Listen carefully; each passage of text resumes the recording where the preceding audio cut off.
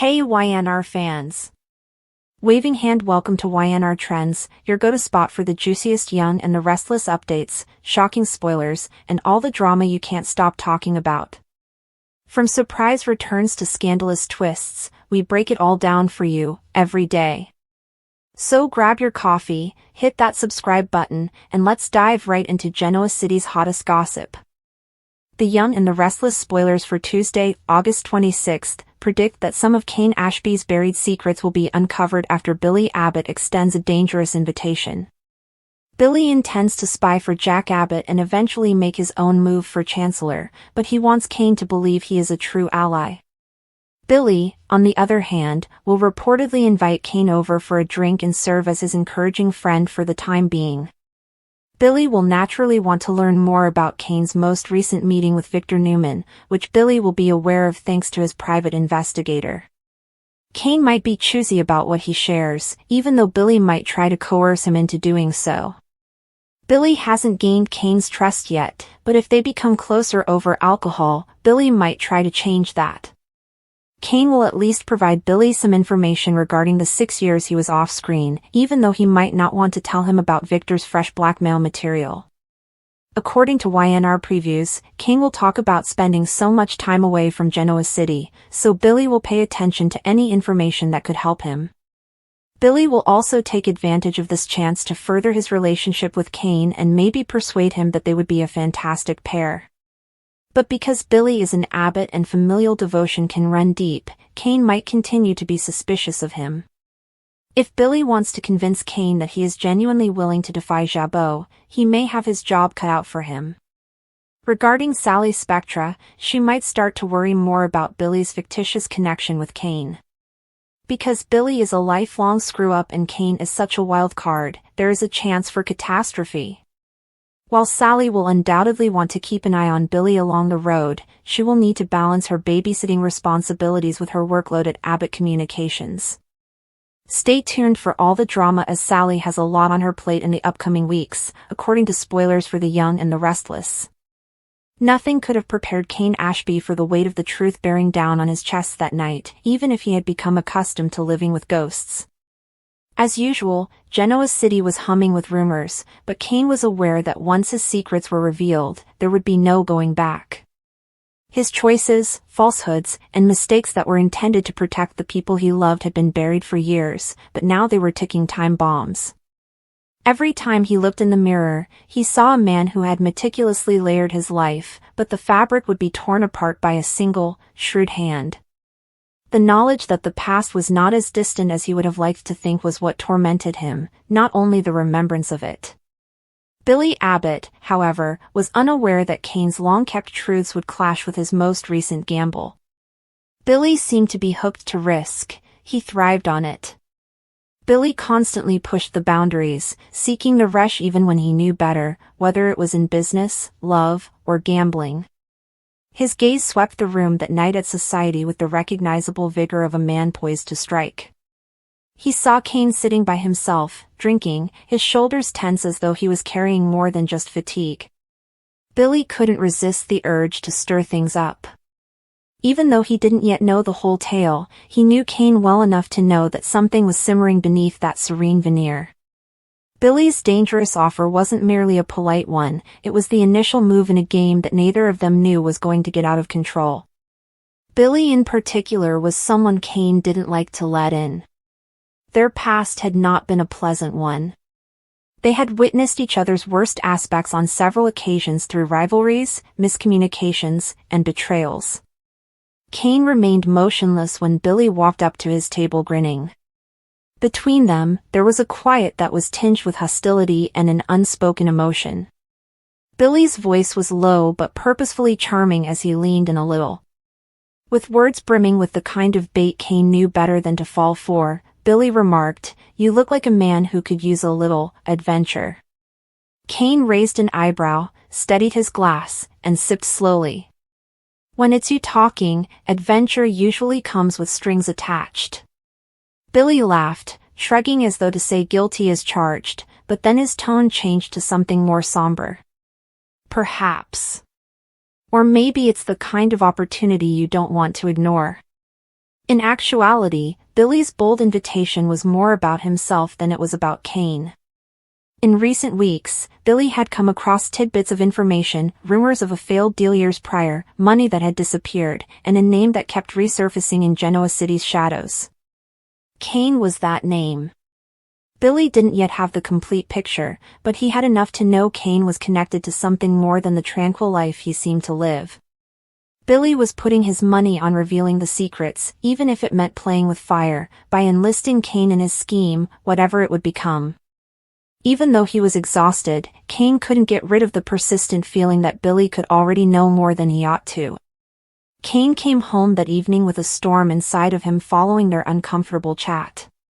Exhaling like if he had just finished a marathon, he leaned against the door and shut it behind him.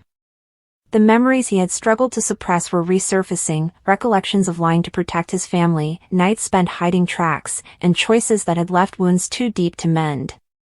For years, he had persuaded himself that those facts would never be revealed, but Billy's words rang in his ears like a siren.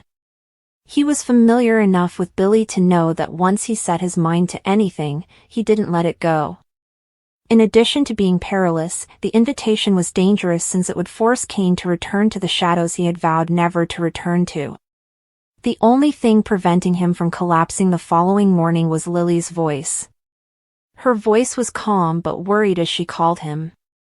Despite the difficulties their relationship had faced, Lily was still able to get past Kane's barriers. She replied softly, "You sound distant," with that mixture of mistrust and concern that he feared and adored in her voice.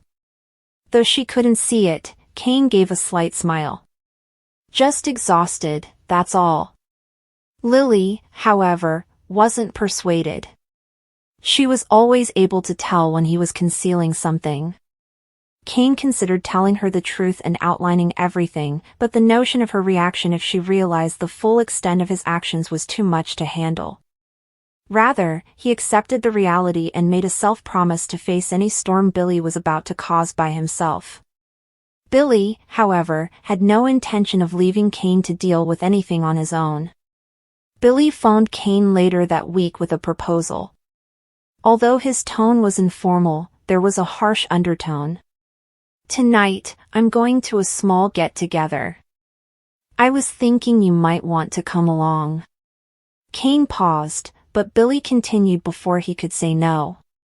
The insinuation was enough to make Kane's chest tighten. Let's just say the kind of people showing up are familiar with the kind of secrets guys like us try to keep buried. Billy was aware. Billy had enough suspicion, at least, to pull Kane into a situation where he might be further exposed if he didn't agree. Kane's instinct told him to leave, yet he found himself saying yes against his better judgment. The event took place in a dark, exclusive club where people exchanged power through nods and whispers. Kane and Billy entered the room together, his jaw clenched as he looked around with the accuracy of someone who had been here before, even if he wished he hadn't. The throng was filled with faces he recognized, men he had known in the darker days of his life. Kane's secrets were not only private, they were intertwined with those who still had power over him and had the potential to ruin not only his reputation but also the lives of those he cared about. His voice was sharp as he drew closer to Billy. "Why on earth are you bringing me here?" Billy grinned, unconcerned. "Calm down." Kane wanted to respond, but a voice from the corner stopped him in his tracks. "You'll thank me later." He hadn't heard that name in years, and it sounded like a curse that had been raised from the dead. As he walked toward them, the man exuded a silent threat, his eyes meeting Kane's with a recognition that made him shudder. The man said, "Ashby," in a bland but menacing tone. "I didn't think I'd see you again." Kane tried to look composed, but his heart was pounding. Billy's offer brought him face to face with the personification of his buried history, which he had been avoiding for years. Billy kept a close eye on the conversation, his smirk turning into a more contemplative one. He finally understood how profound Kane's secrets may be. It wasn't a game. He had just pulled them both into this deadly situation. The small town's air had always been heavy with the unspoken, a dense blanket of polite conversation and meticulously preserved quiet that hung over the well-kept lawns and clapboard homes. It was a world where history was respectfully ignored rather than studied, where the past was viewed as a collection of objects that were better left dust-covered and forgotten in the attic rather than as a lesson. Therefore, the cane was more than just an item, it was a strangeness, a fragment of a different world thrown into the center of this subdued conformity. It belonged to Old Man Henderson, who lived on the outskirts of town in a house that appeared to be sagging not from age but from the weight of its own secrets. Henderson was more rumor than man. With no family to speak of, his belongings were scattered after his death, and the cane, a black, polished, and frightening object with a silver handle shaped like a wolf's head, found its way into the town's historical society more as a joke than a relic. Billy found it in that location. Billy stood out from the rest.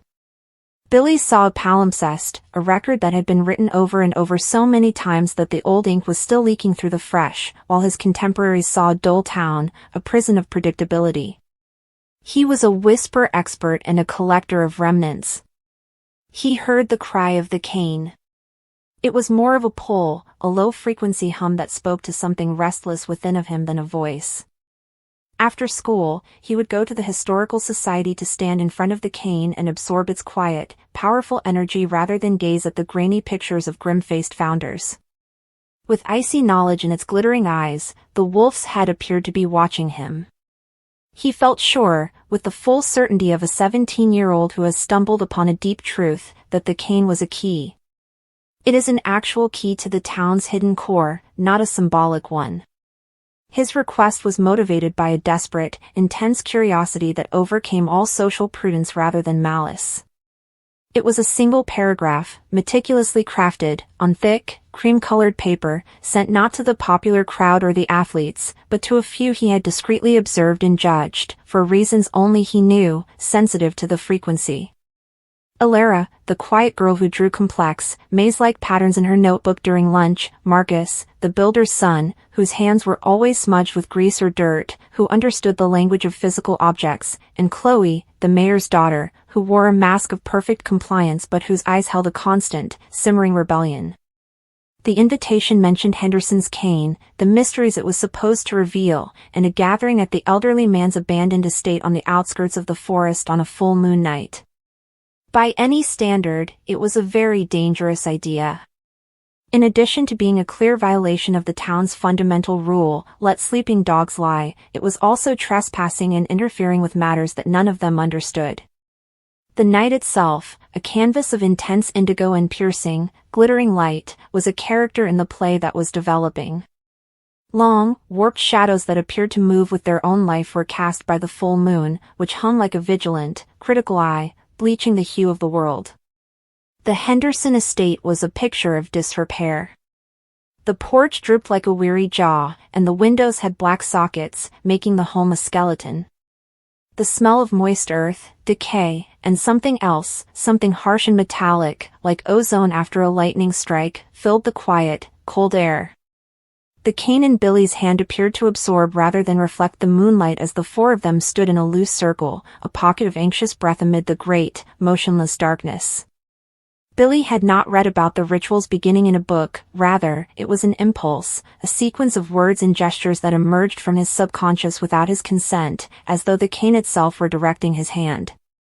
Using the silver wolf's skull like a stylus, he made a broad circle in the soil around them. He uttered words that sounded guttural and archaic, words that were heavy with the weight of ancient blood and lost earth. The others watched, their throats constricted with a mixture of fear and doubt. Before it didn't, it felt absurd. The shift was significant but not spectacular. The world blurred rather than tearing open. A superimposition of a different era simply replaced the solid, reliable reality of the town, the sound of a car engine in the distance, the scent of freshly cut grass from a nearby yard. It started with noises, the deep, anguished moan of wood under tremendous stress, a sound that appeared to originate from the ground rather than the rundown house in front of them. Then the smells hit, overpowering the senses, the sweet, cloying smell of nightshade and flower, the strong, loamy smell of perspiration and terror, and the rich, loamy perfume of newly turned ground. The visions finally appeared. They were ghosts of sensation that went straight through them. They weren't like viewing a movie. They could feel the agonizing, desperate work of men excavating a huge, deep pit rather than a burial.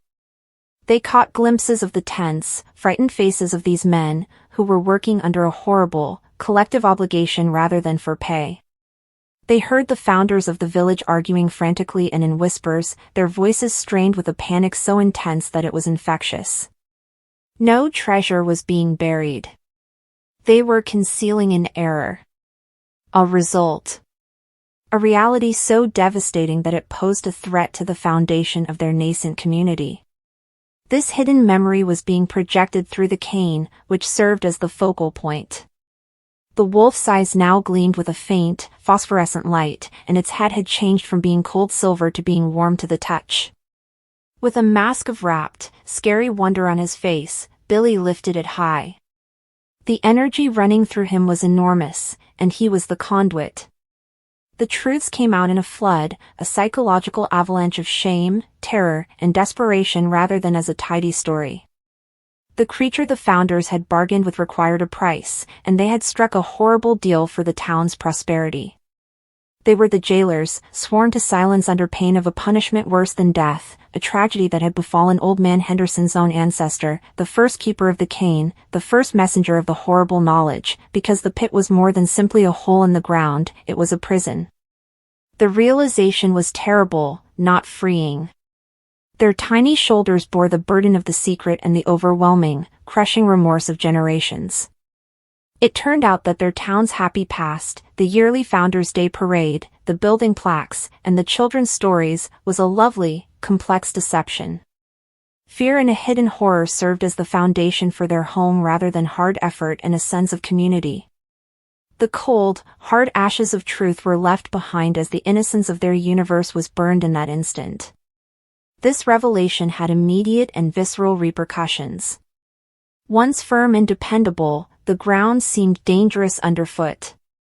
The property's familiar woods appeared to lean in, their shadows now containing a tangible threat. The rage of a breached secret filled the air, making it thick and hard to breathe. The ceremony had been an act of disruption rather than merely an exercise of observation. They could feel a sleeping beast stirring in the ground under them after prodding it with a stick. The thing that had been contained, the consequence that had been buried, was now awake and conscious of them, and the meticulously preserved silence of decades had been broken. Billy hadn't been playing around with his hazardous invitation. The door was now starting to swing inward, like a key turning in a lock that was never supposed to be unlocked again. Staring into a darkness that their town had spent a century trying to forget, they realized that the most dangerous secret of all was now theirs to keep, if they could even survive the night. They stood together as a single, frightened organism, no longer four individuals, bound by a truth they could never unknow. Billy's cane was now a beacon rather than a key, and it had just alerted an extremely hungry and ancient creature to their presence.